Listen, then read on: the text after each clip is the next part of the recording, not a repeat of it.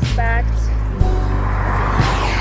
everything I have, and I want to be grateful for everything I have, thanks to my parents, thanks to my mom and dad.